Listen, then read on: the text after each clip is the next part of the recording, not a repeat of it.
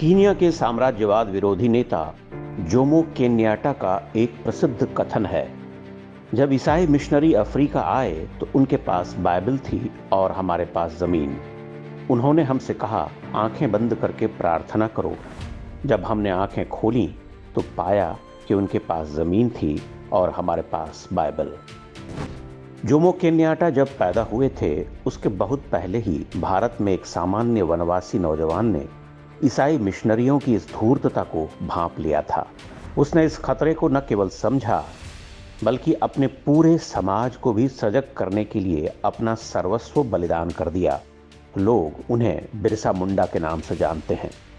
जनजातीय हिंदू समाज आज बिरसा मुंडा को भगवान की तरह पूजता है, क्योंकि वही थे जिन्होंने लगभग 150 वर्ष पूर्व जनजातीय समाज और उनकी हजारों वर्ष प्राचीन संस्कृति को ईसाई मिशनरियों की गिद्ध दृष्टि से बचा लिया था।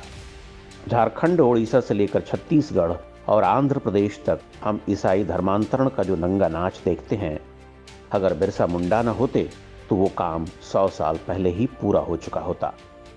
आज जहां पर झारखंड राज्य है, वह कभी बंगाल प्रेसिडेंसी का हिस्सा हुआ करता था।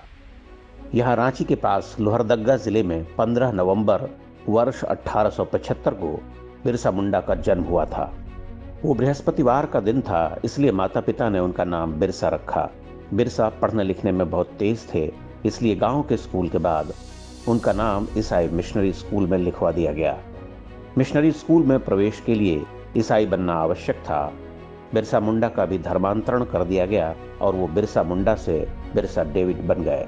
स्कूल में ही बिरसा समझ गए कि ईसाई मिशनरी जनजातियों की संस्कृति को नष्ट करना और जंगलों की जमीन हड़पना चाहती हैं। बिरसा ने मिशनरी स्कूल और ईसाई मजहब दोनों का त्याग कर दिया और वापस अपने मूल धर्म को अपना लिया। उन्होंने जनजातीय समुदाय में जागरूकता पैदा करना शुरू किया, उन्हें एकजुट किया और अंग्रेजों को लगाम देना बंद कर दिया।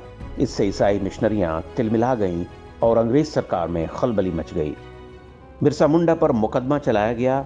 मात्र 20 वर्ष के बिरसा को जेल की सजा सुना दी गई। इसके बाद तो पूरे वनवासी क्षेत्र में ऐसी चिंगारी भड़की जिससे पैदा लपटों को काबू करना अंग्रेजों के लिए असंभव हो गया। बिरसा ने इस क्रांति का नाम उल गुलान रखा, जिसका अर्थ होता है भारी कोहराम। बिरसा मुंडा की अगुवाई में तीर कमान से लैस वनवासियों ने अंग्रेज सरकार की नाक में दम कर दिया। उन्होंने बड़ी संख्या में अंग्रेज अफसरों और सिपाहियों को मौत के घाट उतार दिया। बिरसा की छापामार शैली का अंग्रेजों के पास कोई जवाब नहीं था। उनका बंदूकों से लैस होना भी वनवासियों के तीर कमान के आगे लाचार था।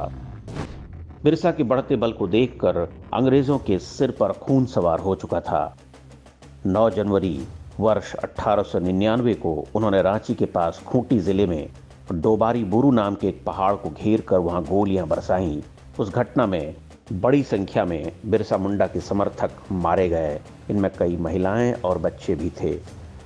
इसकी तुलना पंजाब के जालियांवाला बाग हत्याकांड से की जाती है।